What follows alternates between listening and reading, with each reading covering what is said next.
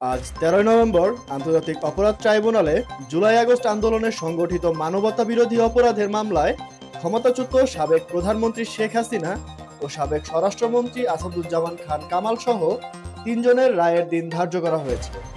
মামলার রায় আগামী ১৭ নভেম্বর ঘোষণা করা হবে। এ বিষয়ে সাংবাদিকদের সাথে কথা বলছেন chief prosecutor advocate Mohammad Tajul Islam. ২/২/২০২৫ সেই মামলাটির আজকে একটা নির্ধারিত তারিখ ছিল। সেই মামলাটি হচ্ছে শেখ হাসিনা, আসাদুজ্জামান খান কামাল এবং চৌধুরী আবদুল আল মামুন তিনজন আসামির বিরুদ্ধে। তাদের বিরুদ্ধে গত জুলাই এবং আগস্টে ২০২৪ সালের বাংলাদেশের সংগঠিত যে ম্যাসাকার এবং মানবতা বিরোধী অপরাধ, সেই অপরাধের দায়ে তাদের বিরুদ্ধে এই মামলাটি করা হয়েছিল।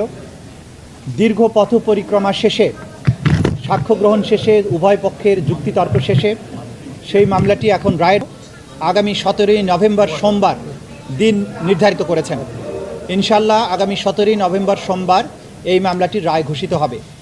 এই মামলাটি চূড়ান্ত পর্বে আসার পেছনে আমাদের প্রসিকিউশনের যে সমস্ত সদস্যবৃন্দ অক্লান্ত পরিশ্রম করেছেন, তাদের প্রতি আমাদের তদন্ত সংস্থার যে সমস্ত তদন্তকারী কর্মকর্তাবৃন্দ তারা অক্লান্ত পরিশ্রম করেছেন এটাকে একটা যথাযথ প্রক্রিয়ার মধ্যে নিয়ে আসার জন্য, তাদের প্রতি ভিকটিম পরিবার, সাক্ষী যারা দিয়েছেন, যারা নেপথ্যে কাজ করেছেন, সর্বোপরি বাংলাদেশের সাধারণ মানুষ যারা এই বিচার প্রক্রিয়ায় আমাদেরকে পেছনে থেকে সমর্থন করেছেন, সাহস জুগিয়েছেন, তথ্য দিয়েছেন এবং ধৈর্য ধরে আজকে এই মামলাটিকে রায়ের পর্যায় পর্যন্ত নিয়ে আসার ব্যাপারে ভূমিকা পালন করছেন, সেই গোটা জাতির প্রতি প্রসিকিউশনের পক্ষ থেকে আমাদের গভীর কৃতজ্ঞতা, শ্রদ্ধা এবং ভালোবাসা জানাচ্ছি।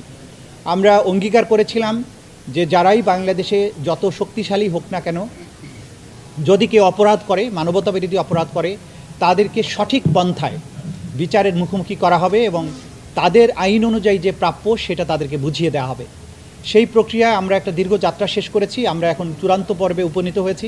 আশা করছি ইনশাআল্লাহ ১৭ই নভেম্বর আদালত তার সুবিবেচনা, তার প্রজ্ঞা প্রয়োগ করবেন এবং এই জাতির যে বিচারের জন্য আকাঙ্ক্ষা, যে তৃষ্ণা, সেটার প্রতি তারা সুবিচার করবেন এবং একটি সঠিক রায়ের মাধ্যমে বাংলাদেশে সংগঠিত মানবতা বিরোধী অপরাধের একটা ইতি ঘটাবেন এবং ভবিষ্যতের জন্য এই রায়টি ইনশাআল্লাহ দৃষ্টান্ত হয়ে থাকবে, তেমন একটি রায় আমরা প্রত্যাশা করছি।